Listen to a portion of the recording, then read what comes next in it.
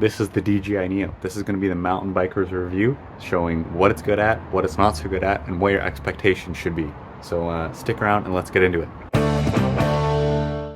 Okay, I'm sure you've seen some videos on what this thing is. The Neo is not an FPV drone that will follow you down the trail at like 45k an hour all by itself and keep up, and you like won't be able to lose it. That is not the case.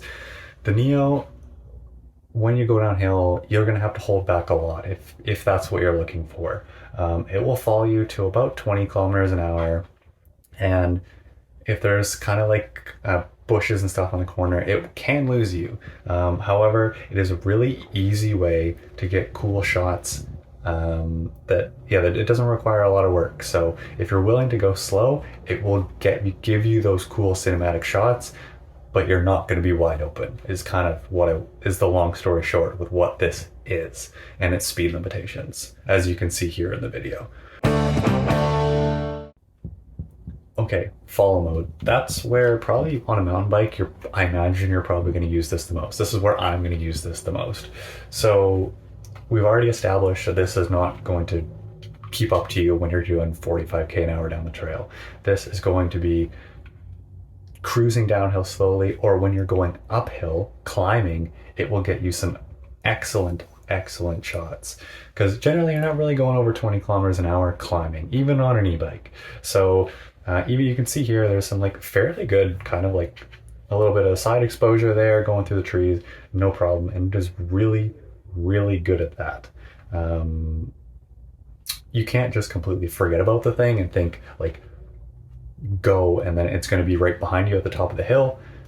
You do have to keep in mind that this thing is there and that there will be obstacles for it to go around, go for like under this tree, for example. But generally with elevation change, it seems to be pretty good. Like you can see this short little rise, no problem. It'll follow you up that. And if you go down a little hill, it'll do that as well and smack into things. But you can see it kind of lost me for a second there, but it found me again. And it's pretty impressive because this is not an easy bit of trail. Even I'm having to duck for things, as you can see, and it's having no problems there. So where you're going to get the cool shots with this thing is absolutely going to be climbing. And the possibilities with that are kind of endless. Or kind of like flatter, cruisier sections of trail is where this guy is going to shine, as you can see. Okay, so this thing won't follow you on the downhill going 45k an hour, but you want to get some cool shots, put it in stationary mode. All you need is the drone and your phone. That's all you need, and you can get cool shots like this. This shot and the next shot, they're both extremely windy, and the drone handles it quite well. And with stationary shots, really, the possibilities are endless, and you can kind of imagine what you can do with that. Set up the phone, or set up the drone with your phone, ride by, and then there you go. Easy as that. Stationary shots. So this is kind of like the almost crash reel / crash reel I had with it in the first couple days of using it.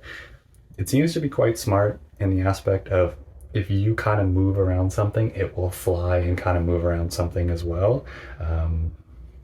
It's a pretty smart little drone, but it's definitely not perfect. It will duck under things as well. Sometimes it'll hit things, but if it hits something, loses you, it'll generally reacquire you fairly quickly.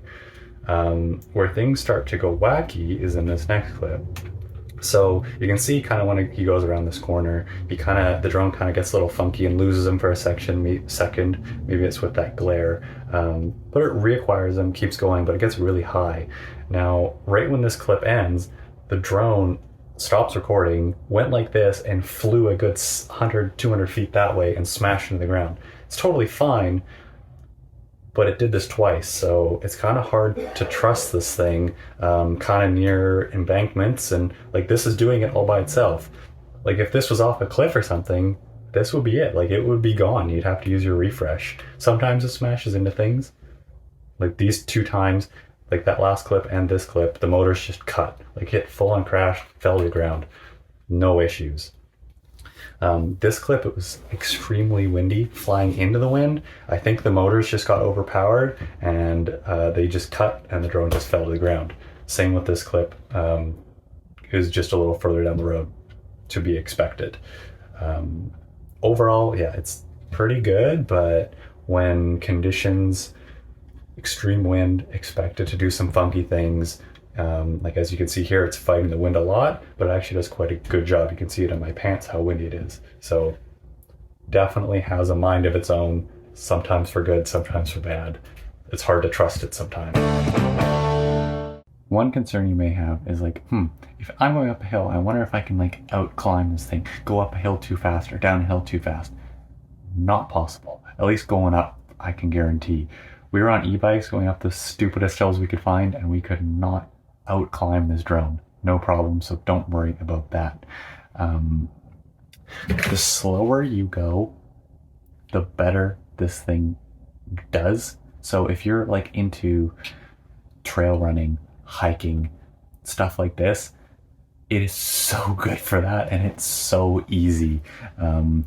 We did for science, we walked along this trail. I got about 14 minutes of the follow mode before it auto landed. So 14 minutes, and you just don't even have to connect to your phone. That's pretty easy. I just have the one battery for it. Now you can get multiple batteries for it, but it's just USB. So just have a little power bank in your backpack, and between shots have it charging. And as long as you're not shooting continuously and you have a little bit of break, you probably don't even need another battery. It's pretty convenient. One other thing I want to mention is apparently you can have like your phone as the microphone and your drone flying and you have your phone as the microphone. That did not work for me at all. I got this terrible audio that would pick up sometimes, and it would sound like it was recorded on a potato. So don't buy this drone expecting that feature to work really well. At least in this current update, not working. Would I buy it again? Definitely. For the price, it's such a cool piece of kit. You can get some really cool shots. So thanks for watching, and that's the end of the video. I'll see you guys in the next one. Peace.